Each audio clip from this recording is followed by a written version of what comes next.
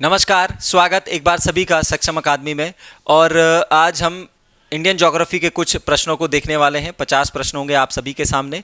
आज जो हमारा क्लास टेस्ट हुआ था सैटरडे को, जो टारगेट था इंडियन ज्योग्राफी का, तो कुछ टॉपिक उसमें दिए गए थे आप लोगों को जो ऑफलाइन या ऑनलाइन माध्यम से सक्षम परिवार से जुड़े हुए हैं, वो सभी लोग जानते हैं। बाकी जो लोग नए हैं हमारे चैनल पर, चैनल को सब्सक्राइब कर दें और साथ ही साथ अगर सक्षम अकादमी से जुड़ना चाहते हैं तो एप्लीकेशन डाउनलोड कर लीजिए। आप ऑफलाइन ऑनलाइन दोनों माध्यमों से सक्षम परिवार से जुड़ सकते हैं। चलिए बात करते हैं आज 50 क्वेश्चनों के। जो क्वेश्चन थे, जो डाउट सेशन था, थोड़ा सा इसे देख लेते हैं। चलिए, पहला प्रश्न आपके सामने है कि निम्न में से जो कथन पढ़कर सही विकल्प का आपने चयन करना है। बहुत सिंपल पेपर होगा, बहुत ईजी पेपर है, क्योंकि आधे टॉपिक दिए हैं, आधे नेक्स्ट टारगेट में होने वाले हैं, इसलिए। चलिए, तो पहला कथन है, भारत अक्षांशीय एवं देशांतरीय दृष्टि से क्रमशः उत्तरी गोलार्ध व पूर्वी गोलार्ध में स्थित है। तो अगर हम आंसर की बात करेंगे, एक एक करके आंसर देखते चलते हैं। तो भारत जो है अक्षांश और देशांतर दोनों में है। तो उत्तरी गोलार्ध में अगर अक्षांशीय स्थिति से देखें तो उत्तरी गोलार्ध में बिल्कुल सही हो जाएगा, और पूर्वी देशांतर में अगर देखें या देशांतर स्थिति में देखें तो पूर्वी गोलार्ध में स्थित है। कथन 2 की बात करें तो भारत 68 डिग्री 7 मिनट से लेकर 97 डिग्री 25 मिनट पूर्वी देशांतर के मध्य जो है स्थित है। तो अगर आंसर की अगर हम चर्चा करेंगे तो दोनों हमारे यहाँ पर सही हो जाएंगे। तो दोनों कथन सही है, तो ऑप्शन सी जो है हमारा आंसर हो जाएगा, दोनों कथन सही। अक्षांशीय और देशांतरीय विस्तार की अगर चर्चा करें तो 8 डिग्री 4 मिनट से 37 डिग्री 6 मिनट तक हमारे पास उत्तरी अक्षांश हो जाएगा। और अगर देशांतर की बात करें तो देशांतर आपको दे ही रखा है यहाँ पर, 68 डिग्री 7 मिनट से लेकर हमारे पास कब 97 डिग्री 25 मिनट तक हमारे पास। और ध्यान रखना, इसमें पूर्वी देशांतर लिखना जो है अनिवार्य है, ध्यान रखना, क्योंकि अगर ये आप नहीं लिखोगे तो यही जो हमारे पास देशांतर रेखाएं कहां पर हैं, हमारे पास पूरब में भी हैं, और देशांतर रेखाएं कहां पर हैं, हमारे पास पश्चिम में भी हैं। इसे ध्यान रखना, ठीक हो गया। चलिए, तो दोनों हमारे पास उत्तरी पूर्वी बिल्कुल सही है, और देशांतर की अगर चर्चा करेंगे तो ये भी हमारा आंसर जो है सी यहां पर हो जाएगा। ठीक, चलिए क्वेश्चन नंबर 2 की अगर बात करें तो निम्न में से सही कथनों का चयन कीजिए। ठीक, भारत का दक्षिणतम बिंदु इंदिरा पॉइंट है। अगर हम देखें दक्षिणतम, भारत का दक्षिणतम जो बिंदु है इंदिरा पॉइंट है, बिल्कुल सही है। यहां पर सही कथन हमने बताने हैं। इसी बिंदु को पार्सन पॉइंट या पिग्मेलियन पॉइंट के नाम से भी जाना जाता है, यह भी बिल्कुल सही है। यहां पर यह बिंदु भूमध्य रेखा से 1003, तो ये जो है हमारा यहां पर गलत हो जाएगा। ठीक, भूमध्य रेखा से अगर हम बात करें, जो ये पॉइंट है ये 876 किलोमीटर दूर है। ठीक, कितना, 876 किलोमीटर यहां पर दूर है। फिर अगर हम इसके चर्चा करें तो दक्षिणतम बिंदु इंदिरा पॉइंट, फिर आपको पता है अगर इनको अगर हम बांटें यहां पर 4 भागों में तो 4 प्रमुख बिंदु। अगर हम बात करें सबसे ऊपर नॉर्थ की तरफ तो हमारे पास कौन सा हो जाएगा, इंदिरा कॉल हो जाएगा। ठीक, अगर दक्षिण की बात करें तो हमारे पास कौन सा हो जाएगा, इंदिरा पॉइंट हो जाएगा। अगर हम पूर्व की बात करें तो यहां पर अरुणाचल प्रदेश में कौन सा, किबुतु हो जाएगा। और अगर हम वेस्ट की बात करें तो कुछ किताबों में हमें सरक्रीक भी मिलता है, कुछ किताबों में हमें क्या मिलता है, गौहर माता भी मिलता है, कुछ किताबों में हमें क्या मिलता है, गौर माता भी मिलता है। ये सारी की सारी क्या है, एक ही नाम है उसके। ठीक, तो ये 4 जो है 4 बिंदु हमारे नॉर्थ वेस्ट, और हमारे पास कौन सा, ईस्ट वेस्ट, और हमारे पास नॉर्थ और साउथ। ठीक हो गया। तो आंसर की अगर चर्चा करेंगे, सही बताना है 3 गलत, तो 1 और 2, यानी ऑप्शन ए जो है हमारा क्या हो जाएगा, आंसर हो जाएगा। ठीक हो गया। चलिए अगले की अगर बात करें, क्वेश्चन नंबर 3, भारत का पूर्वोत्तर बिंदु निम्नलिखित में से किस राज्य में स्थित है। जैसे हमने अभी चर्चा की, यहां पर हमारा जो सबसे पूर्वोत्तम कौन सा, अरुणाचल प्रदेश में कौन सा हो जाएगा हमारे पास, किबुतु। ठीक, कौन सा, किबुतु जो है हमारा पूर्वोत्तर बिंदु सबसे पूर्व में स्थित है। अगर हम बात करें गुजरात में, गुजरात में हमारे पास कौन सा है, वेस्ट में हो जाएगा। जैसे अभी हमने चर्चा की, गौहर माता, सरक्रीक, गौर माता यहां पर हो जाएगा। फिर अगर जम्मू कश्मीर की बात करें तो हमारे पास कौन सा हो जाएगा, यहां पर इंदिरा कॉल हो जाएगा। और दक्षिणतम की अगर बात करें तो हमारे पास कौन सा हो जाएगा, इंदिरा पॉइंट जो है दक्षिणतम बिंदु यहां पर हो जाएगा। ठीक हो गया। चलिए अगले की बात करें, निम्न कथनों में से पढ़कर आपने सही कथन का विकल्प कीजिए। पढ़कर सही विकल्प का चयन करें, सही कथन बताने। तो कर्क रेखा भारत के 7 राज्यों से होकर गुजरती है।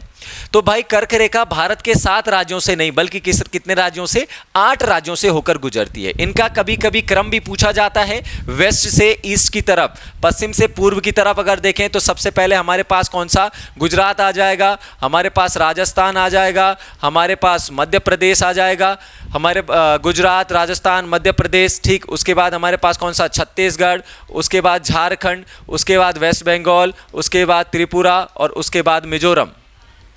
ठीक। तो 1 2 3 4 5 6 7 और 8, तो कर्क रेखा जो है भारत के से 8 राज्यों से होकर गुजरती है, ना कि 7 राज्यों से। वहीं कर्क रेखा भारत को 2 बराबर भागों में बांटती है, तो ये बिल्कुल हमारा यहां पर सही हो जाएगा। हमने कथन भी सही बताना है, तो यहां पर केवल कथन 2, केवल कथन यानी ऑप्शन बी जो है हमारा आंसर यहां पर हो जाएगा, कथन बी। एक चीज थोड़ा सा मिसलिनियस चीज यहां पर ध्यान रखना, कई बार रेखाओं के विभाजन के बारे में भी यहां पर पूछा जाता है। जैसे पहले की अगर चर्चा करें तो कर्क रेखा, जैसे हमारा ये लिखा हुआ ही है, कर्क रेखा ध्यान रखना भारत को 2 बराबर भागों में बांटती है कर्क रेखा। वहीं अगर हम बात करते हैं यहां पर 16 डिग्री रेखा जो है वो पश्चिमी घाट को 2 बराबर भागों में बांटती है, जहां पर हम एक को पढ़ते हैं उत्तरी सह्याद्री और एक को पढ़ते हैं दक्षिणी सह्याद्री। उसके बाद ध्यान रखना यहीं पर हमारे पास 11 डिग्री जो रेखा है, ये 11 डिग्री अक्षांश किसको, लक्षद्वीप को क्या करती है, 2 बराबर भागों में बांटती है, ये भी ध्यान रखना। वहीं अगर हम बात करते हैं नर्मदा नदी की, तो ये नर्मदा नदी जो है प्रायद्वीपीय भारत को, ठीक, नर्मदा नदी प्रायद्वीपीय भारत को 2 बराबर भागों में बांटती है।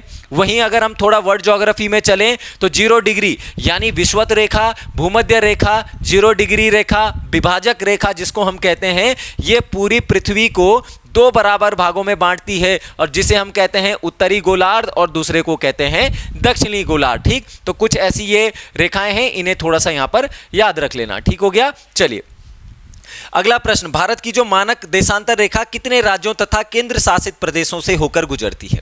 भारत की जो मानक देशांतर, ठीक, अब कह रहा है देशांतरी, मानक देशांतर जिसको हम यामोत्तर रेखा भी कहते हैं, कहां से है? सबसे पहले तो इलाहाबाद से हमने इसको ले रखा है, मिर्जापुर इलाहाबाद से। ठीक है, कितना है हमारे पास? 82.5 पूर्वी देशांतर। फिर से ध्यान रखना, पूर्वी लिखना बहुत अनिवार्य है। ठीक, तो पूर्वी देशांतर है। अगर ग्रीनविच रेखा से देखें तो कितना हम आगे हैं? तो 5 घंटे 30 मिनट, 5.5 घंटे हम आगे हैं। इसी से कहां से गुजरती है? तो कितने राज्यों से? तो 5 राज्यों से होकर गुजरती है। इनका क्रम भी ध्यान रखना, उत्तर से दक्षिण यानी नॉर्थ से साउथ की तरफ इनका क्रम। तो सबसे पहले हमारे पास आता है, सबसे ऊपर आएगा उत्तर प्रदेश, उसके बाद आएगा मध्य प्रदेश, उसके बाद आएगा हमारे पास कौन सा? छत्तीसगढ़, छत्तीसगढ़ के बाद आएगा उड़ीसा, और उड़ीसा के बाद आएगा आंध्र प्रदेश। जो लोग मैप जानते होंगे, ठीक है, तो मैप में भी इनको देख सकते हैं कि कहां कहां से यहां पर ये होता है। ठीक हो गया। तो उत्तर प्रदेश और इन 5 राज्यों से होकर जो है मानक यहां पर गुजरती है। एक बार प्रश्न ये भी बना हुआ है कि कर्क रेखा और ये मानक देशांतर जो रेखा एक दूसरे को कहां पर काटती हैं? ठीक, तो ध्यान रखना कहां पर काटती हैं? छत्तीसगढ़ में काटती हैं। ठीक है, ये भी ध्यान रखना। ठीक, दूसरा प्रश्न ये भी बना हुआ है कि जो कितने ऐसे राज्य हैं जहां से कर्क रेखा भी जाती है और मानक समय भी रेखा जाती है? तो 2 हमारे पास राज्य हैं ऐसे राज्य। कौन कौन से? एक तो क्या हो जाएगा हमारे पास? छत्तीसगढ़ हो जाएगा, और दूसरा कौन सा हो जाएगा? मध्य प्रदेश। यानी ये जो 2 स्टेट हैं हमारे पास, कौन से? मध्य प्रदेश और छत्तीसगढ़, जो 2 हैं, इन 2 से कर्क रेखा भी जाती है, और जो ये मानक देशांतर जिसको हम कहते हैं, ठीक है, ये रेखा भी यहां से होकर क्या होती है? गुजरती है। ठीक हो गया। चलिए अगला, निम्न में से सही कथनों का चयन कीजिए। ठीक, सही कथन हमने बताने हैं यहां पर। भारत विश्व के स्थलीय धरातल का 2.4% भाग है, बिल्कुल सही है। जो स्थलीय धरातल हमारे पास जो है, हमारा जो क्षेत्रफल है, भारत का क्षेत्रफल कितना? 32,87,263 किलोमीटर स्क्वायर जो है ये क्षेत्रफल है। भारत क्षेत्रफल की दृष्टि से 7वां स्थान है भारत का विश्व में। ठीक है, ये ध्यान रखना, 6 देश इससे पहले हैं। धरातल स्थलीय भाग में कितना है? लगभग 2.43% जो है प्रतिशत भाग है। अगर जनसंख्या में कहेगा तो लगभग 17.5% भाग जनसंख्या में है। जनसंख्या में अभी तक वैसे तो हम पहले नंबर पर आ चुके हैं, लेकिन ऑफिशियली अगर हम कहें तो अभी भी हम दूसरे नंबर पर हैं। ठीक, भारत की उत्तर से दक्षिण तक की वास्तविक दूरी ये नहीं है। कितना है? उत्तर से नॉर्थ से साउथ लगभग हमारे पास कितना? 3,214 किलोमीटर है, तो ये हमारा गलत हो जाएगा। मुख्य भूमि की तटीय रेखा की लंबाई 6100 किलोमीटर, तो सही हो जाएगा। तो आंसर यानी 1 और 3, 1 और 3 यानी हमारा आंसर कौन सा हो जाएगा? डी जो है यहां पर आंसर हो जाएगा। सबसे पहले चर्चा करें तो हमारे पास जो नॉर्थ और साउथ वाला है, यानी इस बिंदु से लेकर इस बिंदु तक कितना है हमारे पास? 3,214 किलोमीटर है। और ईस्ट से वेस्ट की अगर हम बात करें इस बिंदु की, तो ये हमारे पास कितना हो जाएगा? ईस्ट से वेस्ट की अगर बात करें तो कितना हो जाएगा हमारे पास? 2,933 किलोमीटर हो जाएगा। ठीक, अगर बात करें तो नॉर्थ साउथ की 3,214 किलोमीटर। फिर तटीय की अगर बात करें तो तटीय में ध्यान रखना है, यहाँ पर तटीय में अगर हम देखें तो क्या हो जाएगा? अगर पूछेगा टोटल जो हमारे पास स्थलीय सीमा की जो जलीय सीमा की जो लंबाई है, ठीक, मुख्य भूमि पर तटीय लंबाई जो है टोटल, तो 7517 किलोमीटर। अगर एनसीईआरटी लोगे तो 7516.6 किलोमीटर अप्रॉक्सीमेट हम इसको ले लेते हैं, ठीक है। और अगर पूछेगा, जैसे इसमें पूछा हुआ है मुख्य भूमि पर, तो मुख्य भूमि पर कितना हो जाएगा, 6100 किलोमीटर। कितने राज्य लगाते हैं, तो 9 राज्य लगाते हैं, 4 यूनियन टेरिटरी लगाती हैं और 66 जिले जो हैं इस तटीय सीमा से यहां पर लगाते हैं, ठीक हो गया। चलिए अगला, भारत में गुजरात के बाद सर्वाधिक तटरेखा वाला राज्य कौन सा है, ठीक। तो तटरेखा, जैसे अभी हम चर्चा कर रहे थे तटरेखा की, तो हमारे पास ऑप्शन हो जाएगा बी, आंध्र प्रदेश। तटीय रेखा, जैसे मैंने कहा, टोटल आएगा तो 7517 किलोमीटर, मुख्य भूमि वाला आएगा तो 6100 किलोमीटर। कितने राज्य हैं, तो 9 राज्य यहां पर लगाते हैं, 4 यूनियन टेरिटरी हैं, 66 जिले हैं जो यहां पर लगाते हैं तटीय सीमा। इसी राज्यों में सर्वाधिक की अगर बात करेगा तो ध्यान रखना, सर्वाधिक हमारे पास है गुजरात, ठीक, सबसे ज्यादा लगाता है गुजरात से। कम की बात आएगा तो सबसे कम लगाता है गोवा।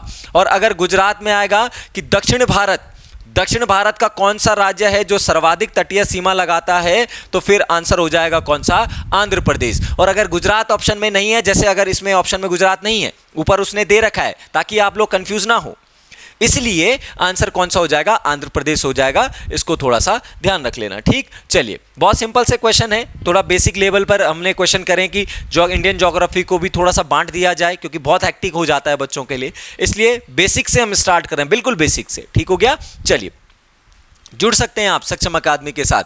यही नहीं, अपितु जितने भी हमारे और सब्जेक्ट हैं उसको भी हमने बेसिक से स्टार्ट किया हुआ है। थोड़ा बेसिक से मॉडरेट करेंगे, मॉडरेट से फिर थोड़ा सा हाई लेवल तक ले जाएंगे। चलिए, निम्न कथनों को पढ़कर सही विकल्प का चयन कीजिए, ठीक है। फिर से हमने सही बताना है यहां पर।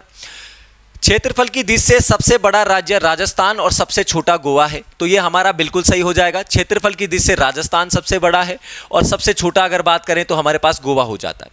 क्षेत्रफल की दृष्टि से सबसे बड़ा केंद्र शासित प्रदेश, ठीक, अंडमान निकोबार है, सही हो जाएगा। लेकिन सबसे छोटा जो है वो पौंडीचेरी नहीं है। सबसे छोटा अगर हम देखें तो वो कौन सा हो जाता है, लक्षद्वीप हो जाता है, ध्यान रखना। वहीं अगर जनसंख्या की बात करें तो जनसंख्या में सबसे ज्यादा हमारे पास कौन सा हो जाएगा, यूपी आ जाता है। जनसंख्या में सर्वाधिक जनसंख्या वाला हमारा स्टेट यूपी हो जाएगा। सबसे कम जनसंख्या वाला ध्यान रखना तो वो कौन सा हो जाएगा, सिक्किम, सबसे कम है सिक्किम में।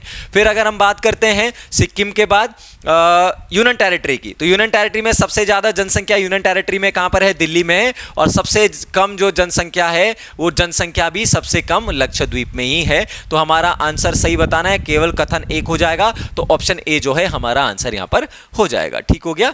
चलिए, कौन निम्नलिखित में से कौन सा हमारा सही सुमेलित है, सही बताना है। फिर से, बांग्लादेश में सर्वाधिक सीमा साझा करने वाला राज्य सही सुमेलित नहीं है। अच्छा, नहीं बताना है कौन सा सुमेलित नहीं है। बांग्लादेश में सर्वाधिक सीमा साझा करने वाला राज्य, तो बांग्लादेश, अभी देखो बांग्लादेश में क्वेश्चन बन सकता है यहां से कई बार कि बांग्लादेश में भी आपको पता है ये सारी इमरजेंसी चल रही है, किस तरीके से वहाँ पर तख्ता पलट कर दिया गया है, क्या क्या चीज़ें हो रखी हैं, सब परिचित हैं आप लोग बांग्लादेश से। तो क्वेश्चन बन सकता है, ध्यान रखना। बांग्लादेश से सर्वाधिक सीमा साझा करने वाला वो त्रिपुरा नहीं है, बल्कि कौन है, वेस्ट बंगाल जो है सबसे ज़्यादा सीमा ये करता है। त्रिपुरा की बात आएगी तो दूसरे नंबर पर है, ठीक हो गया, ये भी ध्यान रखना। सबसे कम की अगर बात आएगी तो सबसे कम जो है वो असम लगाता है सीमा। बांग्लादेश से 5 राज्य जो है सीमा लगाते हैं यहाँ पर, हमारे पास असम, त्रिपुरा, मिजोरम, मेघालय और वेस्ट बंगाल, ठीक हो गया, 5 लगाएंगे। भारत और अफगानिस्तान के मध्य डूरन रेखा की लंबाई अगर देखें तो 699 नहीं है बल्कि 106 किलोमीटर है, ये भी गलत हो जाएगा। भारत बांग्लादेश की मध्य सीमा, रेड क्लिफ, बिल्कुल ये क्वेश्चन पूछा गया भी है हरिद्वार आयोग ने, क्वेश्चन में किसी पेपर में वो पूछा गया है, रिट भी लगाई थी लोगों ने। लेकिन ये बांग्लादेश, पहले वो पूर्वी बंगाल और भारत और पूर्वी बंगाल, ठीक है, तो वो कॉन्सेप्ट आप पढ़ चुके होंगे मध्य मॉडर्न हिस्ट्री में। तो रेड क्लिफ बिल्कुल यहाँ पर है, ठीक, 1947 में सर रेड क्लिफ के द्वारा। हमने सही नहीं है, 2 हमने बताने कि कौन से सही नहीं है, तो 1 और 2 यानी ऑप्शन ए हमारा क्या हो जाएगा, यहां पर आंसर हो जाएगा, ठीक। चलिए अगला, ग्रेट चैनल किसके मध्य में स्थित है। तो ग्रेट चैनल जो है सुमात्रा और निकोबार भी, ठीक है, ऑप्शन बी जो है यहाँ पर हमारे पास हो जाएगा। ठीक, हमारे पास अगर देखें तो मालदीव मिनिकॉय, ठीक, कितना, तो मालदीव से मिनिकॉय, ठीक है, तो मालदीव से मिनिकॉय 8 डिग्री चैनल। वहीं अगर हम बात करते हैं 9 डिग्री चैनल की, कौन सी हमारे पास, मालदीव से मिनिकॉय, देखो सी हो जाएगा, मिनिकॉय मालदीव से मिनिकॉय, ठीक है, 8 डिग्री, ठीक है। जो मिनिकॉय से हमारे पास लक्षद्वीप 9 डिग्री, हमारे पास भी 10 डिग्री हो जाएगा, ठीक है। जैसे 10 है, लघु अंडमान को निकोबार से यहां पर आ जाता है, लघु अंडमान को निकोबार से करता है, ठीक हो गया दंगा। जैसे पाक स्ट्रीट है हमारे पास, ठीक है, पाक स्ट्रीट भारत श्रीलंका को अलग करती है। कोको द्वीप है, भारत को म्यांमार से अलग करता है, या उत्तर हमारे पास, ठीक है। तो अंडमान को खैर कोको द्वीप जो है म्यांमार का द्वीप है कोको द्वीप, तो यहाँ पर ये जो है यहाँ पर अलग करते हैं। आंसर फिलहाल हमारा ये हो जाएगा। ठीक, चलिए अगला, कथनों को पढ़कर हमने बताना है कि इसमें से सही विकल्प का चयन कीजिए, कौन सा इसमें सही है। तो भारत की जलीय सीमा अंतर्राष्ट्रीय व्यवस्था हेतु अनुरूप 3 मंडलों में विभाजित है, बिल्कुल सही हो जाएगा। कौन से हैं वो 3 मंडल, अगर देखें तो जो हमने पढ़े हुए हैं, कौन कौन से, प्रादेशिक सीमा हमने पढ़ी हुई है, प्रादेशिक सीमा। इसके बाद आती है हमारे पास दूसरी कौन सी, संलग्न सीमा। फिर आती है हमारे पास कौन सा, आर्थिक अन्यन क्षेत्र, ठीक, तो ये भी आता है हमारे पास, ठीक है, तीसरा। तो 3 वर्गों में इसको बांटा है। प्रादेशिक सीमा 12 नॉटिकल माइल, संलग्न सीमा 24 नॉटिकल माइल, और लास्ट में आती है हमारे पास कौन सा, 200 नॉटिकल माइल यहां पर आता है। 2 की अगर बात करें तो 12 नॉटिकल माइल, 24 नॉटिकल के माइल संलग्न क्षेत्र नहीं है, बल्कि उसके बीच में हमारे पास कौन सा होता है, प्राथमिक क्षेत्र होता है। ठीक हो गया, 24 से 200 के बीच में संलग्न, 200 में अगर देखेंगे तो कौन सा हमारे पास आर्थिक अन्यन क्षेत्र हो जाएगा। ठीक, जैसे प्राथमिक क्षेत्र है, क्या क्या हमारे पास फैसिलिटीज होती हैं, तो प्राथमिक क्षेत्र में संपूर्ण अधिकार, भारत के पास पूरे के पूरे अधिकार हैं, संपूर्ण अधिकार होते हैं भारत के पास। वहीं अगर हम संलग्न क्षेत्र की बात करें तो संलग्न क्षेत्र में हमारे पास सारे वित्तीय अधिकार, ठीक, वित्तीय अधिकार होता है, टैक्स का अधिकार होता है, हमारे पास पर्यावरण का अधिकार, हमारे पास साफ सफाई उसका अधिकार भारत के पास होता है सारा का सारा। फिर हम बात करते हैं हमारे पास तीसरा में, ठीक, अन्यन क्षेत्र में, इसके में हमारे पास क्या होते हैं, जैसे वैज्ञानिक अनुसंधान हमने कोई करना है, वहाँ पर जीव जंतु हैं जो हैं उनका अन्वेषण करना, ठीक है, हमारे पास खनिज संपदा, ठीक है, ये सब किस में आती है, खनिज संपदा, ये सब किस में आती है, इसी के अंतर्गत आती है तीसरे में। ठीक, और इसी के आगे हमारे पास कौन सा होता है, हाई सी, उसको बोलते हैं उच्च सागर, जिसमें सारे देशों को क्या होते हैं, समान अधिकार प्राप्त होते हैं। ठीक हो गया, तो दूसरा हमारा हमने सही बताना है, तो ऑप्शन ए जो हो जाएगा, केवल कथन एक क्या हो जाएगा, यहां पर सही हो जाएगा। ठीक हो गया, चलिए अगला, निम्न में से कौन सबसे दक्षिण में स्थित है, तो सबसे दक्षिण की अगर हम स्थित करें, ठीक है, तो कौन सी हमारे पास, मन्नार की खाड़ी। ठीक है, तो ये भी ध्यान रखना, ऑप्शन बी जो है आंसर हो जाएगा। इन सारे ऑप्शनों को आप एक डायग्राम से समझ सकते हैं, इनको एक डायग्राम से समझते हैं। ठीक, यहां पर है हमारे पास श्रीलंका, क्या है, श्रीलंका, यह है भारत वाला क्षेत्र। यहीं पर अगर देखें तो इस तरफ हमारे पास है पाक की खाड़ी, यहां पर है हमारे पास पाक की खाड़ी, इधर है हमारे पास कौन सा, मन्नार की खाड़ी। ठीक, मन्नार की खाड़ी सबसे लेफ्ट में, साउथ में, सॉरी। ठीक, तो पाक की खाड़ी इधर, मन्नार की खाड़ी, ये है हमारे पास श्रीलंका। यहीं पर अगर देखें तो इसी वाले क्षेत्र में यहां पर एक ब्रिज बना हुआ है, जिस ब्रिज को कहते हैं हम कौन सा, आदम का ब्रिज। किसके बीच में है, तो भारत और श्रीलंका के बीच में आदम ब्रिज। और इसी आदम ब्रिज पर अगर हम देखें तो इसी आदम ब्रिज पर एक द्वीप भी स्थित है। ठीक, कौन सा द्वीप अगर देखें तो इसी पर ही कौन सा द्वीप स्थित है, तो पम्बन द्वीप स्थित है, इसी आदम के ब्रिज पर, यही पम्बन द्वीप है। और इसी पम्बन द्वीप पर अगर देखें तो हमारा एक मंदिर स्थित है, कौन सा, रामेश्वरम मंदिर जो है इसी पम्बन द्वीप पर स्थित है। धनुषकोडी फिर यहीं आगे आ जाता है। ठीक, तो पाक खाड़ी, मन्नार खाड़ी, भारत श्रृंखला, पाक स्ट्रीट इसी को अलग करती है, यहीं पर आदम का ब्रिज है भारत श्रृंखला में, यहीं पर पम्बन द्वीप पर, इसी पर रामेश्वरम मंदिर स्थित है। ये चारों जो है आप इस डायग्राम से यहां पर क्या कर सकते हैं, कवर कर सकते हैं। ठीक हो गया, चलिए अगला, निम्न में कथनों को पढ़कर सही विकल्प का चयन कीजिए। ठीक है, तो हमने सही विकल्प जो है यहां पर बताना है कि सही विकल्प यहां पर कौन सा है। आर्कियन क्रम की चट्टानों के अपरदन से फलस्वरूप धारवाड़ क्रम की चट्टानों का निर्माण हुआ है, बिल्कुल सही बात है। यहां पर अरावली पर्वत का निर्माण इसी क्रम की चट्टानों से हुआ है, तो अरावली पर्वत का निर्माण, ठीक है, तो दोनों सही है, दोनों कथन सही है, ऑप्शन सी जो है यहां पर हमारा हो जाएगा। सी की अगर बात करें, देखो आर्कियन क्रम की चट्टानें आगे भी आएंगे, ठीक है, तो इन्हीं के अपरदन से, चलो आगे वाले क्वेश्चन में ही इसका आंसर देख लेते हैं, जब चट्टानों वाला प्रश्न भी आने वाला है। ठीक, चलिए अगला, निम्न में से कौन सी चट्टान प्रणाली भारत में नवीनतम है, सबसे नवीनतम अगर हम देखें इनमें से तो सबसे नवीनतम है हमारे पास कौन सा, गोंडवाना क्रम की चट्टानें। चट्टानों की अगर चर्चा करें, थोड़ा थोड़ा देख लेते हैं, फटाफट क्विक रिवीजन देख लेते हैं। सबसे पहले आर्कियन क्रम की चट्टानें, आर्कियन की बाद बनती है हमारे पास धारवाड़ क्रम की चट्टानें, धारवाड़ के बाद बनती है हमारे पास कुटप्पा क्रम की चट्टानें, कुटप्पा के बाद बनेगी विंध्याचल क्रम की चट्टानें, उसके बाद बनेगी हमारे पास गोंडवाना काल की, उसके बाद बनेगा हमारे पास कौन सा, दक्कन ट्रैप, दक्कन ट्रैप के बाद बनेगा हमारे पास टर्शरीय काल की चट्टानें, और इसी के बाद हमारे पास बनेगा क्वार्ट्ज़ जाई क्रम की चट्टानें। सबसे पहले आर्कियन क्रम, सबसे पुरानी जो है हमारे पास चट्टानें आर्कियन क्रम की चट्टानें होती हैं। सबसे पुरानी जो है आर्कियन क्रम की चट्टानें ये सबसे पुरानी होंगी। सबसे पुरानी अगर होंगी तो सबसे प्राथमिक चट्टानें भी इन्हीं को ही कहा जाता है। ठीक, ठंड पृथ्वी के ठंडा होने से इसका निर्माण हुआ है आर्कियन चट्टानों का। ठीक है, जैसे ग्रेनाइट हो गया, हमारे पास सिस्ट हो गया, ठीक है, यीस्ट हो गया, ये सब इसी में ही पाए जाते हैं। आर्कियन क्रम की चट्टानों में ध्यान रखना, ठीक है, सबसे प्राथमिक है इन्हीं का। और इसमें क्या नहीं पाई जाए, कैसी चट्टानें, परतदार चट्टानें नहीं होती हैं। इन्हीं आर्कियम में क्या होता है, जीवाश्म की कमी होती है, जीवाश्म नहीं पाया जाता है। इन्हीं आर्कियन की चट्टानों से धारवाड़ का निर्माण होता है, यही सारी चीज़ें। और बस ध्यान रखना, सबसे ज़्यादा खनिज दृष्टि से सबसे ज़्यादा महत्वपूर्ण होती हैं ये धारवाड़ क्रम की चट्टानें, सबसे ज़्यादा महत्वपूर्ण होती हैं खनिज दृष्टि से, ये ध्यान रखना। फिर धारवाड़ के ही अपरदन से किसका निर्माण होता है, कुडप्पा क्रम का निर्माण होता है। आंध्र प्रदेश का एक जिला है, उसी के नाम पर रखा गया है। भवन निर्माण आदि, चूना, संगमरमर सब इसी कुडप्पा में। फिर विंध्याचल में नदियों द्वारा लाए गए जो अवसाद हैं, नदियों के उसके तल छट में के निर्माण से ही होता है। और सबसे पहले ध्यान रखना, जीवाश्म हमें इसी में मिलता है सबसे पहले। और कैसे होती हैं, परतदार चट्टानें होती हैं, इसको भी ध्यान रखना। ठीक हो गया। गोंडवाना काल सबसे नवीनतम, यानी इसमें से तो हमारे पास सबसे नवीनतम यही है। भारत का लगभग 98% कोयला गोंडवाना काल का ही है। और किस प्रकार का कोयला है, बिटुमिनस प्रकार का कोयला है, जिसे कुकिंग कोल के नाम से भी जाना जाता है। ठीक हो गया। तो बिटुमिनस कोयला दामोदर, छोटा नागपुर का बटार, सोन नदी का क्षेत्र, सारा यहीं पर ही मिलता है ये कोयला। ठीक, दक्कन ट्रैप हमारे पास, जैसे दक्कन का पठार वाला जो क्षेत्र है, बेसाल्ट और डोलोमाइट की चट्टानों से बना हुआ है, इससे निर्मित है। यहीं पर फिर इन्हीं की चट्टानों से काली मिट्टी अपरदन होता है, काली मिट्टी फिर वही कपास की खेती के लिए सबसे फेमस। ठीक, ध्यान रखना, इस गोंडवाना काल का एक प्रश्न पूछा जाता है इसके युग के बारे में, कौन से युग में, तो कार्बन, क्योंकि कोयले में होता है कार्बन, तो क्या होगा, कार्बोनिफेरस, कार्बोनिफेरस युग से जुरैसिक युग तक, जुरेसिक युग तक पाया जाता है ये गोंडवाना। टर्शरी में ध्यान रखना, हिमालय का निर्माण इसी काल में हुआ है। मायोसीन से इयोसीन जो युग है इसी में हुआ है।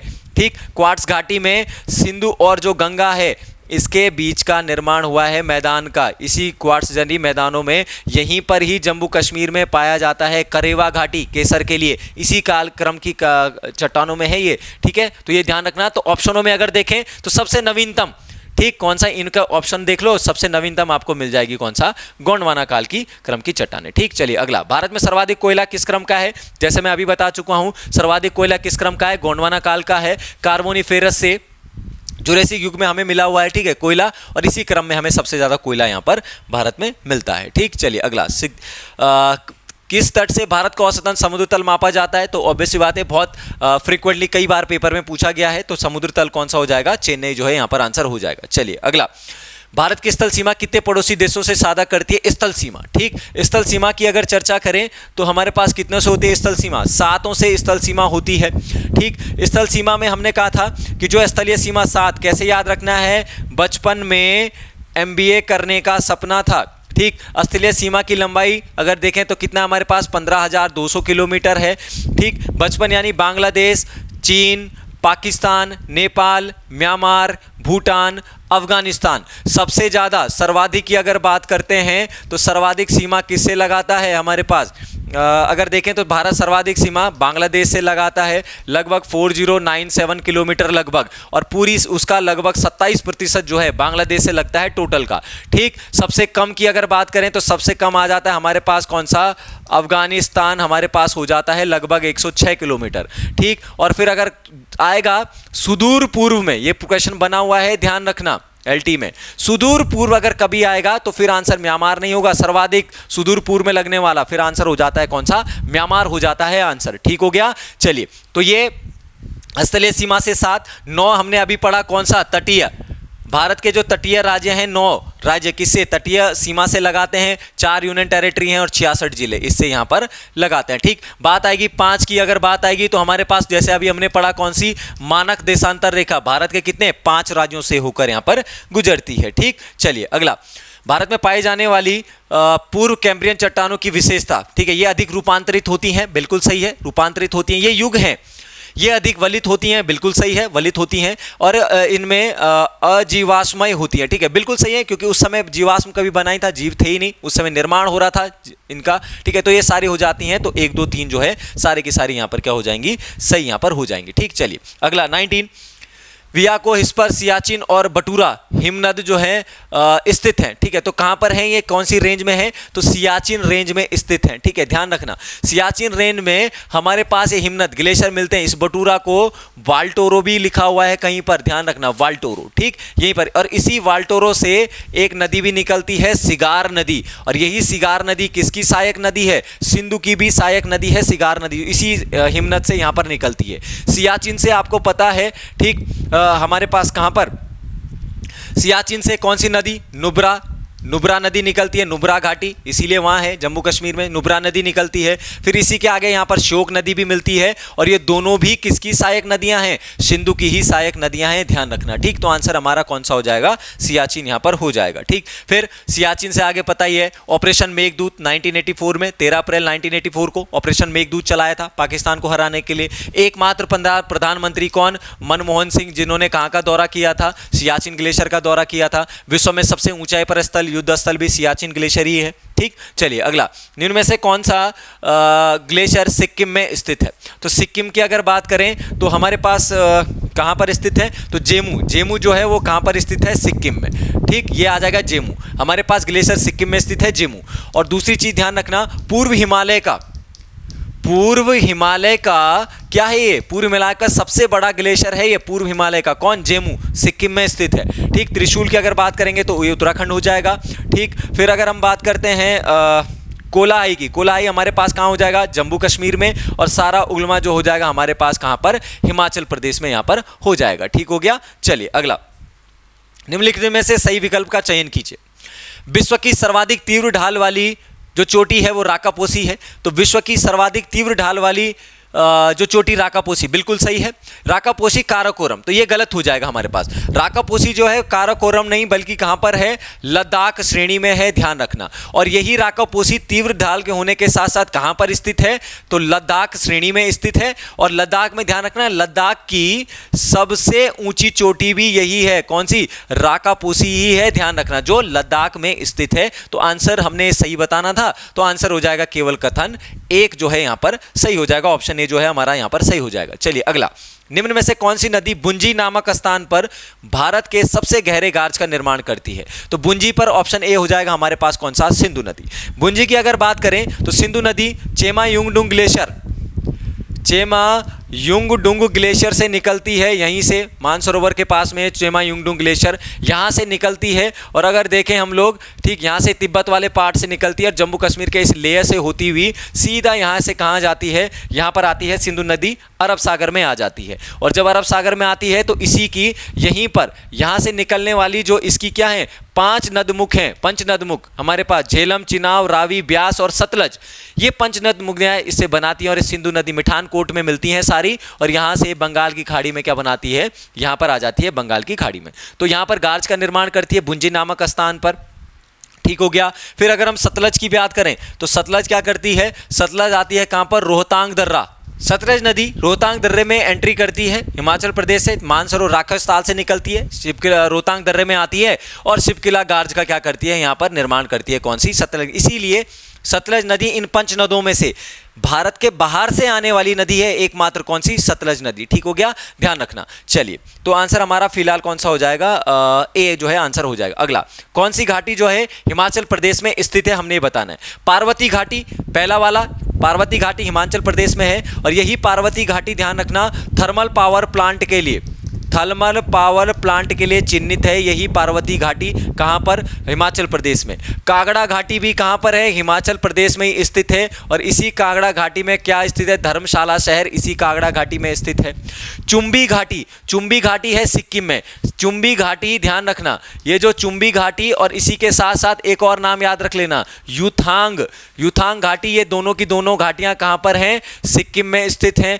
मरखा घाटी जो है कहां पर है, लद्दाख में स्थित है ये मरखा घाटी, इसको भी ध्यान रख लेना। ठीक हो गया। चलो फिर अगर हम कुछ और घाटियों की अगर बात करते हैं तो जैसे हमारे पास स्पीति घाटी आ जाती है, हमारे पास स्पीति घाटी, तो जो बौद्धों का जो ताबो मठ है वो इसी स्पीति घाटी में स्थित है। फिर अगर हम बात करते हैं मालना घाटी, मालना घाटी भी हिमाचल में स्थित है और इसको छोटा यूनान, हिमाचल प्रदेश में इसको छोटा यूनान के नाम से भी जाना जाता है, ये भी ध्यान रख लेना। ठीक है। फिर हम बात करते हैं जूकू घाटी। ठीक, जूकू घाटी कहाँ पर है, जूकू घाटी, जूकू घाटी है नागालैंड में।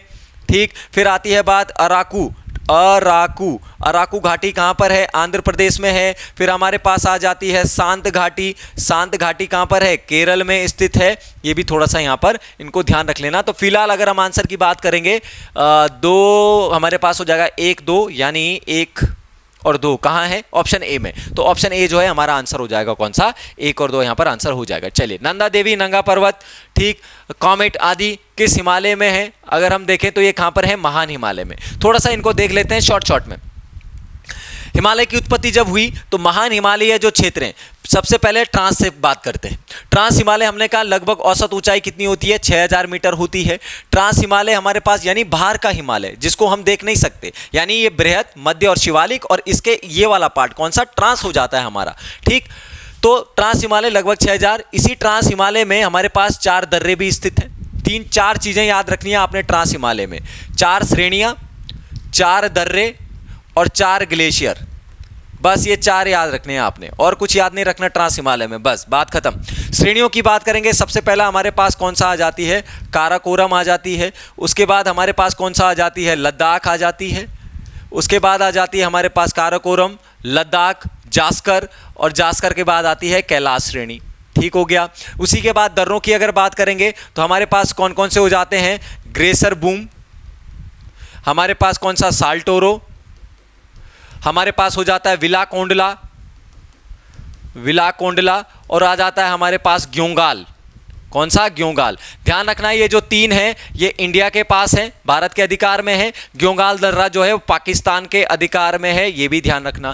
फिर बात करते हैं ग्लेशियरों की। अभी हमने पढ़े थे ग्लेशियर ऊपर कौन कौन से, हमारे पास सियाचिन हो जाएगा, यानी काराकोरम में जो सियाचिन है उसके अंदर, तो सियाचिन हो जाएगा। हमारे पास बाल्टोरो हो जाएगा, जिसको हमने वटूरा भी बोला, बाल्टोरो हो जाएगा। हमारे पास हिस्पर हो जाएगा, और हमारे पास कौन सा हो जाएगा, वियाको। ये हमारे पास क्या हो जाएंगे, यहाँ पर क्या हो जाएंगे, इसी काराकोरम श्रेणी को उच्च एशिया की रीढ़ भी कहा जाता है। इसी लद्दाख श्रेणी में हमारे पास क्या है, राकापोशी भी है। इसी लद्दाख श्रेणी को जल विभाजक भी कहा जाता है। क्यों, क्योंकि यही लद्दाख वाली जो श्रेणी है इसके इधर इस तरफ बहती है नुब्रा और श्योक नदियां, और इस तरफ बहती है कौन सी, सिंधु नदी, और आगे जाकर ये मिल जाती हैं। ठीक हो गया। चलो बात करते हैं महान हिमालय। महान हिमालय में विश्व की सबसे ऊंची चोटियां कहाँ पाई जाती हैं, महान हिमालय में। औसत ऊंचाई होती है लगभग 6100 मीटर, इसकी औसत ऊंचाई होती है।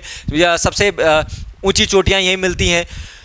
ट्रांस के दक्षिण में स्थित है महान हिमालय। ठीक है, सबसे कहाँ से हमारे पास, तो जम्मू कश्मीर के इस नंगा पर्वत से होकर हमारे पास अरुणाचल के नामचा बरवा पर्वत तक यहाँ पर स्थित है कौन सा, बृहत हिमालय यहाँ से हो जाता है।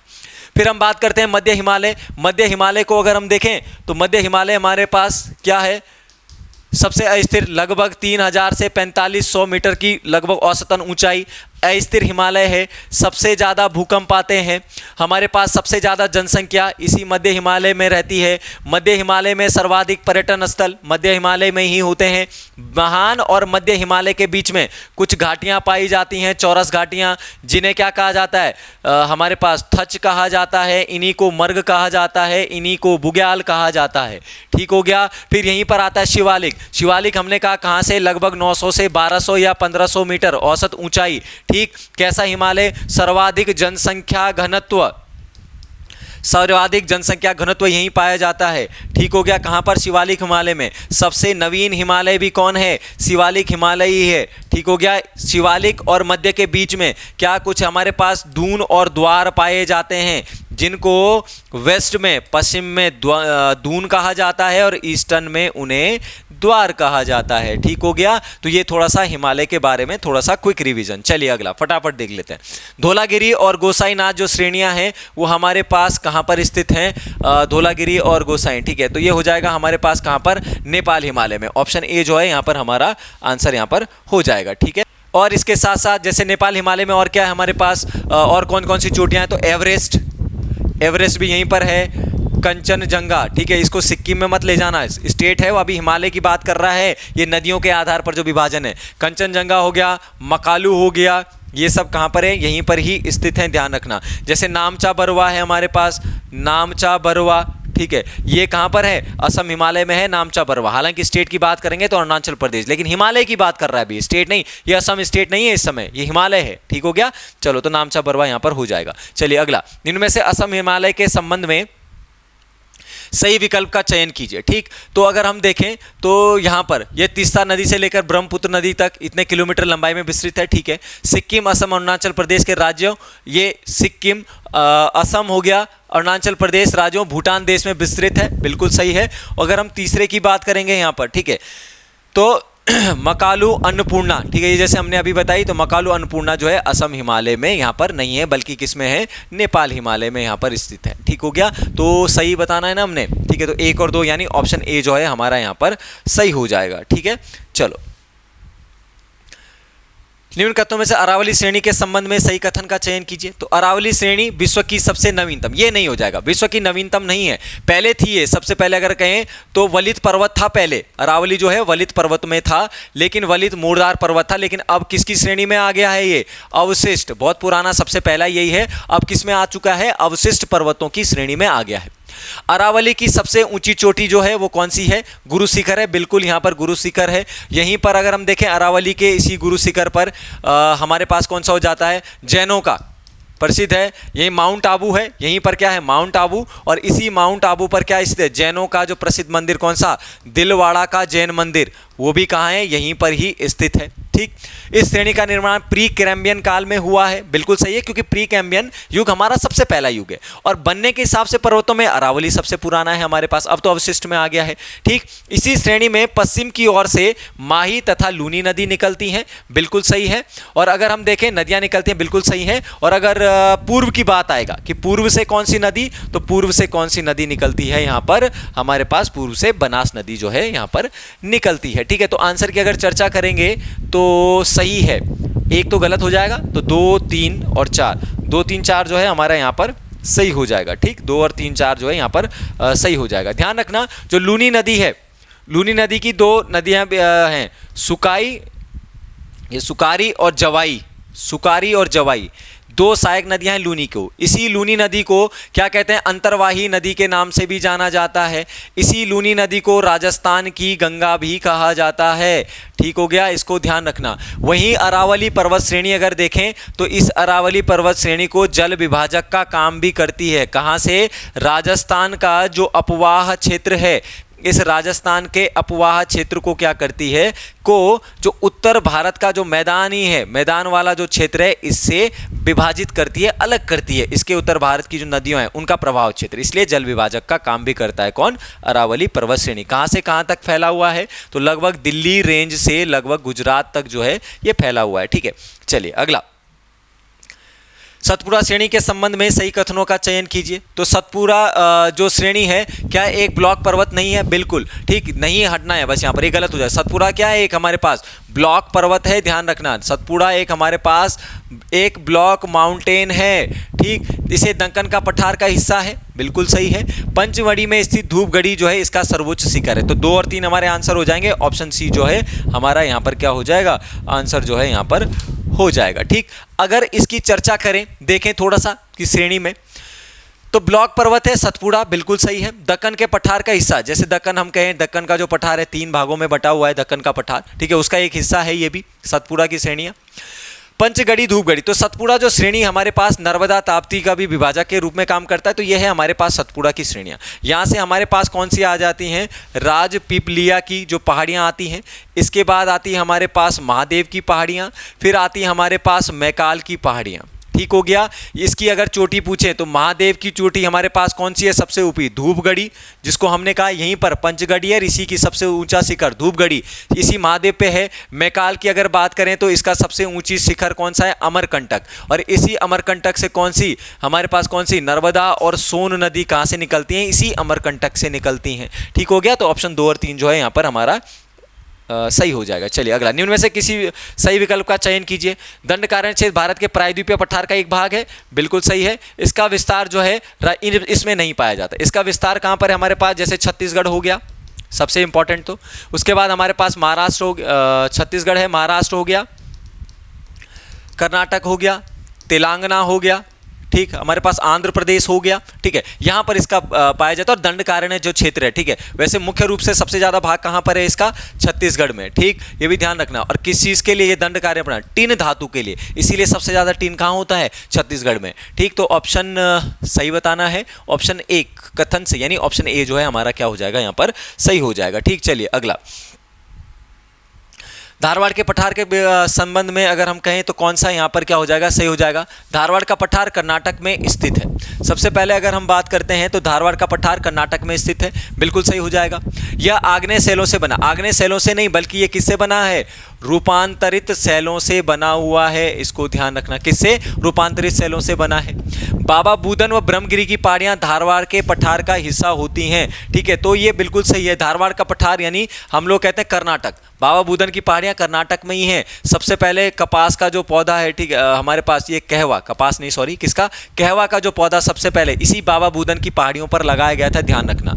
इस पठार के अगर हम देखें तो इस पठार के पूर्वी भाग को, अच्छा इसके पठार के पूर्वी भाग को नहीं बल्कि किसके, दक्कन का जो पठार है, दक्कन के जो पठार है, उस दक्कन के पठार का जो पूर्वी भाग है उसके पूर्वी भाग को हम क्या कहते हैं, विदर्भ कहलाता है। तो हमने सही बताना है, तो 1 हमारे पास गलत हो जाएगा, 4 2 और 4 यानी 1 और 3, तो आंसर सी जो है हमारा क्या हो जाएगा यहाँ पर सही हो जाएगा। ठीक, चलिए अगला, कौन सा विकल्प कथन सही नहीं है। ठीक, देखते हैं इसमें कौन सा यहाँ पर हमारा कौन सा हो जाएगा सही नहीं है। तो पालनी, सेवराय, पंचेमलाई जो है पूर्वी घाट की चोटियां हैं, बिल्कुल सही हैं। पूर्वी घाट पर कहाँ पर स्थित हैं, ये तमिलनाडु में स्थित हैं, सही हो जाएगा हमारे पास, बिल्कुल सही हो जाएगा।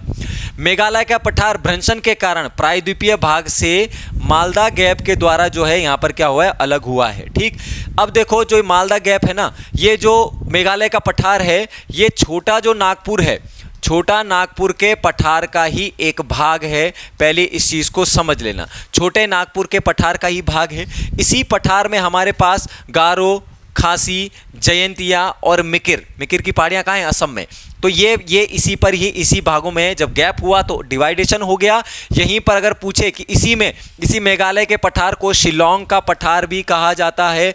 और कौन सी अगर कभी पूछे तो कौन सी मिट्टी, तो लेटेराइट मिट्टी यहाँ पर पाई जाती है। वनों की अगर कभी बात आएगी तो किस प्रकार के वन, नॉर्थ ईस्टर्न है, ठीक है, तो किस प्रकार के, सदाबहार वन, मिट्टी वहीं होती है जहाँ बारिश होती है, लेटेराइट। ठीक, तो ये भी ध्यान रखना। फिर हमने कहा कि मालवा के पठार का निर्माण ज्वालामुखी शैलों से निर्मित हो रखा है, तो बिल्कुल है। मालवा का पठार ज्वालामुखी शैल है, यानी मध्य प्रदेश। ज्वालामुखी शैल यानी बेसाल्ट की चट्टानें, बेसाल्ट और डोलोमाइट, और बेसाल्ट और डोलोमाइट की चट्टानों का जब अपर्दन होगा तो क्या होगा, काली मिट्टी होगी। काली मिट्टी यानी कपास की खेती के लिए, ये भी ठीक है। तो यानी पहला सही है, दूसरा सही, तीसरा सही, तो ऑब्वियस सी बात है चौथा है हमारा आंसर। कौन सा हो जाएगा, चौथा। नर्मदा नदी विंध्याचल और सतपुड़ा के मध्य, पूर्व से पश्चिम नहीं, ये उल्टा हो गया। ठीक, कहाँ से, पश्चिम से पूरब की ओर बहती है। ठीक है, इस तरफ आती है ना हमारे पास, इधर से पूरब से पश्चिम नहीं, उल्टी आती है ना हमारे पास, इधर से इस तरफ के लिए आती है। ठीक है, तो आंसर वो हमारा यहाँ पर हो जाएगा। ठीक, चलिए अगला, तो पश्चिमी घाट की सर्वोच्च, निम्न में से कौन पश्चिमी घाट की सर्वोच्च ऊंची चोटी है। पश्चिमी घाट की अगर हम बात करें, केवल पश्चिमी घाट की, तो वो कौन सी आ जाएगी, अन्नामुडी यहाँ पर आ जाएगी। अन्नामलाई की पहाड़ियों पर, अन्नामलाई की जो पहाड़ियाँ हैं यहाँ पर स्थित है अन्नामुडी। दक्षिण भारत की अगर हम देखें तो पहली सबसे ऊँची चोटी है। डोडा बेटा की बात करें तो ये कहाँ पर है, नीलगिरी। नीलगिरी की जो पहाड़ियां हैं इसकी सबसे ऊंची चोटी है डोडा बेटा, और ये दक्षिण भारत की अगर देखें तो दक्षिण भारत की दूसरी सबसे ऊंची चोटी भी है। वहीं कालसुबाई की अगर बात करें तो जो सह्याद्री वाला पार्ट है जो दो भागों में बांटती है 16 डिग्री अक्षांश रेखा गोवा के बीच से जो जाती है, तो दो बराबर भागों में बांटती है। तो उत्तरी सह्याद्री की अगर बात करें तो यह है कालसुबाई, और अगर दक्षिणी सह्याद्री आएगा तो दक्षिणी सह्याद्री की है कुंद्रेमुख। दक्षिणी सह्याद्री की कौन सी है? कुंद्रेमुख। ठीक हो गया। महेंद्रगिरी की बात आएगी तो वो हो जाएगा पूर्वी घाट की सबसे ऊंची चोटी महेंद्रगिरी। कभी अब क्या आता है, जिंदागढ़ा भी आता है, इसको भी ध्यान रखना। ठीक हो गया। चलिए अगला फिर आता है क्वेश्चन अगला, पश्चिमी घाट के संबंध में सही कथन का चयन कीजिए। तो पश्चिमी घाट में कर्नाटक, महाराष्ट्र, गोवा वाले सह्याद्री के नाम से जाना जाता है, बिल्कुल सही है।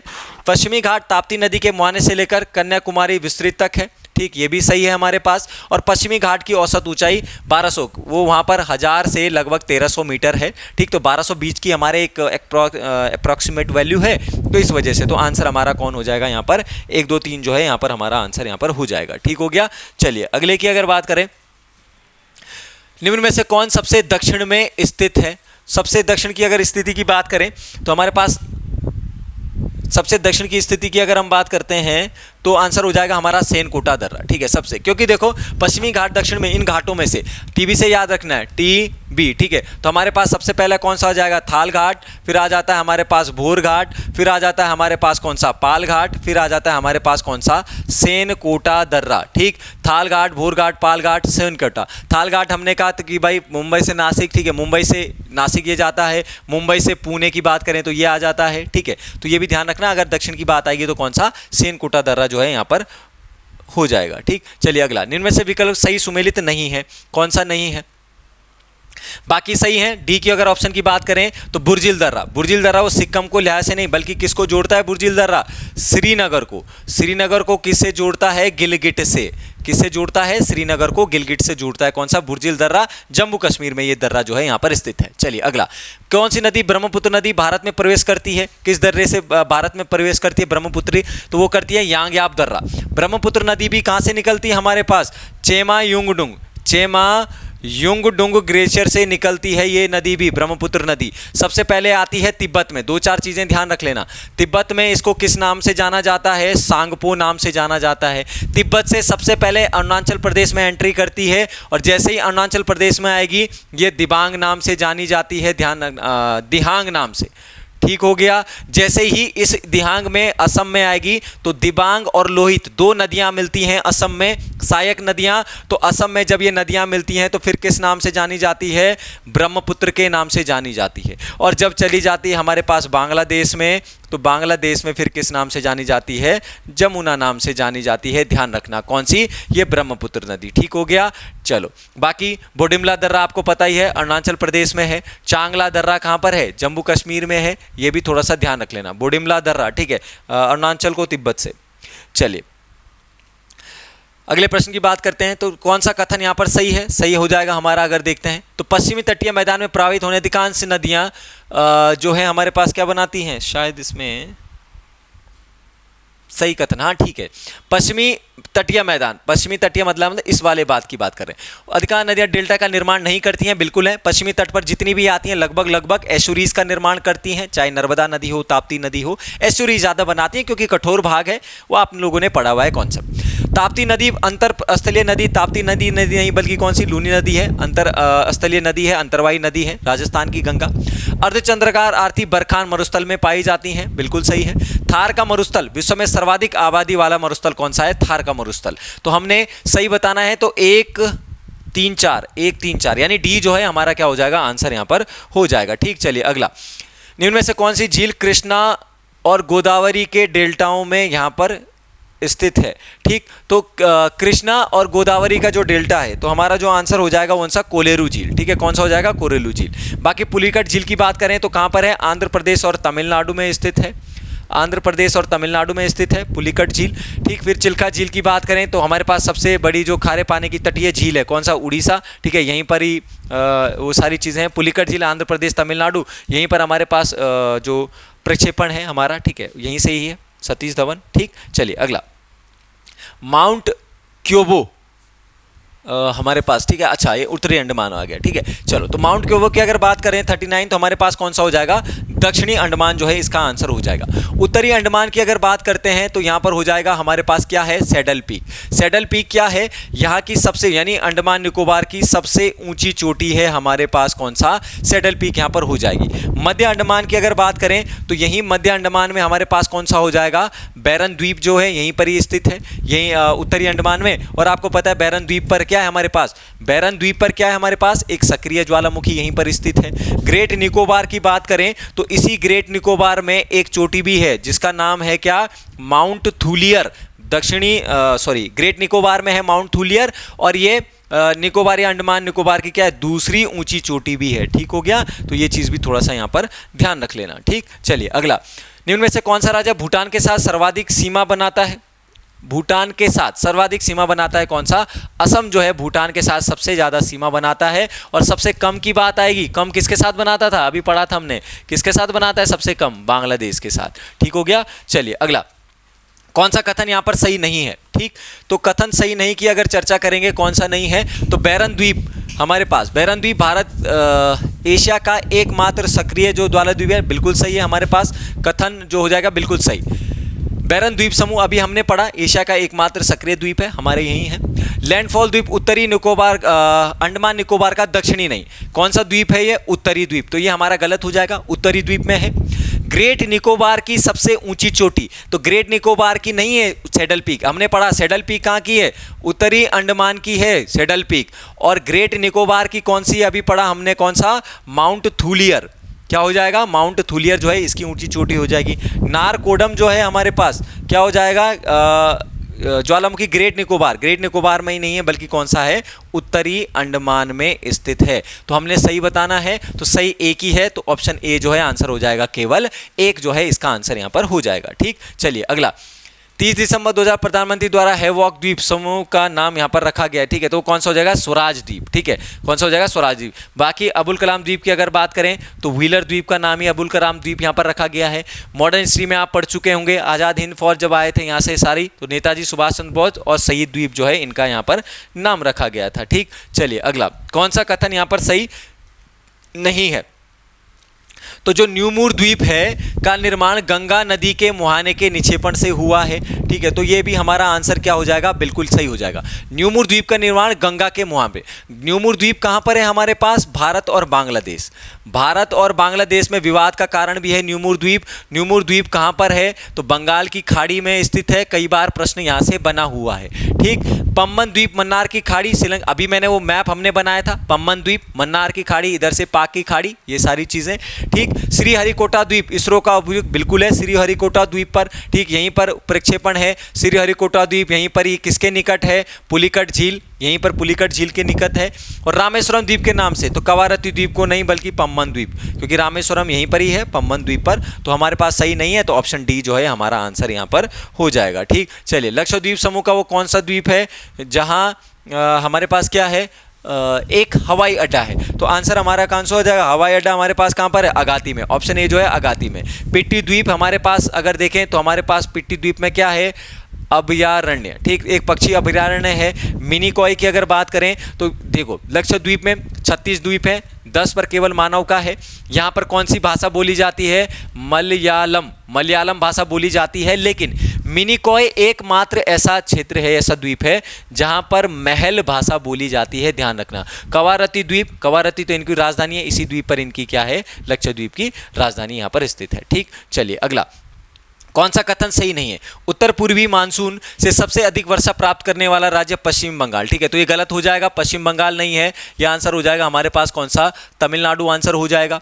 भारत में अधिकतम वर्षा दक्षिण पश्चिम मानसून से होती है, यह भी बिल्कुल सही हो जाएगा। मानसून के प्रभाव की दिशा दक्षिण पश्चिम से उत्तर पूर्व होती है, यह भी सही है। भारत में सर्वाधिक वर्षा लेह में नहीं, सबसे कम होती है लेह में। सर्वाधिक वर्षा हम आपको पता है कौन सा? मानसून राम में होती है हमारे पास, कहां पर? खासी की पहाड़ियों पर होती है। ठीक, हमें क्या बताना है? कथन सही है, तो कथन हमारा दूसरा सही हो जाएगा, तीसरा सही, यानी 2 और 3, ऑप्शन सी जो है हमारा यहां पर आंसर हो जाएगा। ठीक हो गया, चलिए। बात करते हैं अगले, भारत में प्रवेश करने वाले पश्चिमी विक्षोभ जो है कहां से उत्पन्न होते हैं? तो पश्चिमी विक्षोभ कई बार समझा रखे हैं लाइव क्वेश्चन में भी, ठीक है। तो कहां से? भूमध्य सागर से उत्पन्न होते हैं, मध्य जो हमारे पास गल्फ कंट्रीज हैं वहां से होता हुआ अफगानिस्तान, पाकिस्तान, ठीक है, यहाँ से भूमध्य सागर से इस तरीके से ये आते हैं, अफगानिस्तान, पाकिस्तान, ठीक है, गल्फ कंट्री से होते हुए, और भारत का जो नॉर्थ वेस्टर्न वाला जो एरिया है, ठीक है, हमारे पास नॉर्थ वेस्टर्न वाला जो एरिया है, ये जम्मू कश्मीर हो गया, पंजाब हो गया, उत्तराखंड हो गया, ठीक है, यहाँ पर जो है उस समय बारिश करती हैं, ठीक, पश्चिमी विक्षोभ, ठीक। चलिए, निम्न में से कौन सा कथन यहाँ पर सही नहीं है? ठीक है, काल वैसाखी शीत ऋतु में, काल वैसाखी जो शीत ऋतु में नहीं ग्रीष्म ऋतु में होती है, ठीक है, इसी समय ग्रीष्म ऋतु यानी बरसात से आने से पहले की जो तेज तरार बारिशें होती हैं वो जैसे काल वैसाखी हो गया हमारे पास, ठीक है, हमारे पास क्या होती है फूलों वाली वर्षा हम उसको कहते हैं, ठीक है। भारत में मरुस्थलीय क्षेत्र में सर्वाधिक दैनिक तापांतर पाया जाता है, बिल्कुल सही है, सबसे ज़्यादा दैनिक तापांतर कहाँ पर? राजस्थान में पाया जाता है, ठीक।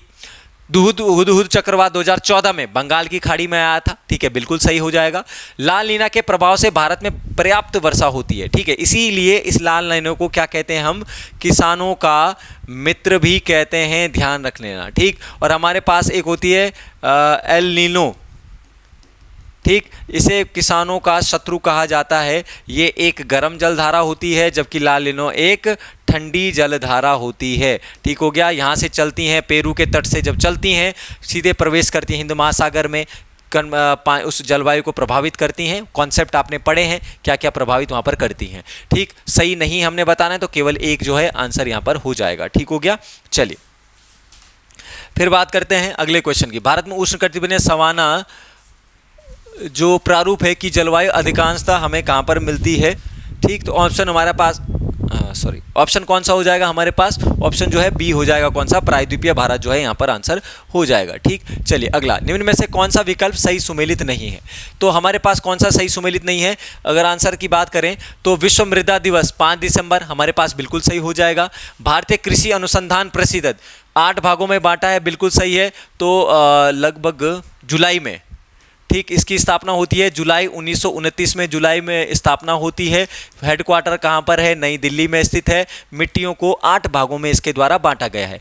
भारत में सर्वाधिक मृदा काली मिट्टी नहीं, भारत में सबसे ज़्यादा पाई जाती है जलोढ़ मिट्टी। इसी जलोढ़ मिट्टी को आपने पढ़ा होगा, ठीक। उत्तर भारत के विशाल मैदान में खादर और बांगर, नई जलोढ़ मिट्टी और पुरानी जलोढ़ मिट्टी के बारे में, ठीक। लोहे और सिलिका की प्रधानता काली मिट्टी में नहीं होती है, ठीक है, ध्यान रखना। इसकी मात्रा जो होती है लोहे और सिलिका की लाल मिट्टी में होती है, ध्यान रखना, ठीक हो गया।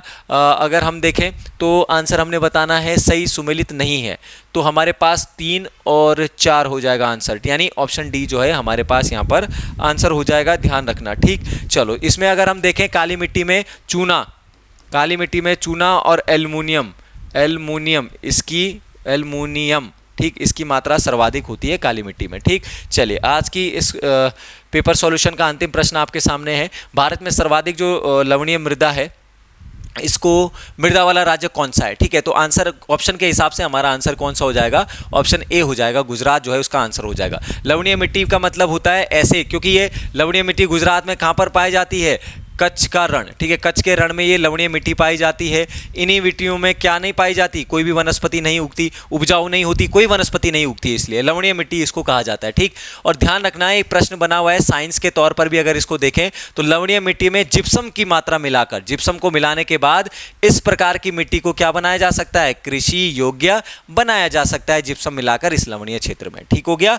चलिए तो आज के लिए फिलहाल इतना ही, ठीक। 50 क्वेश्चन मिलेंगे फिर नेक्स्ट में अगले सॉल्यूशन में, कल या परसों आपको 50 क्वेश्चनों का और सॉल्यूशन दे देंगे, ठीक हो गया। उम्मीद करता हूँ सब अच्छे जो आपके डाउट्स रहेंगे सब का निदान हो चुका होगा, ठीक है। फिर भी अभी कभी आपको कोई समस्या होती है तो आप कमेंट के माध्यम से भी हमारे साथ जुड़ सकते हैं, अपने विचार आप वहाँ पर रख सकते हैं।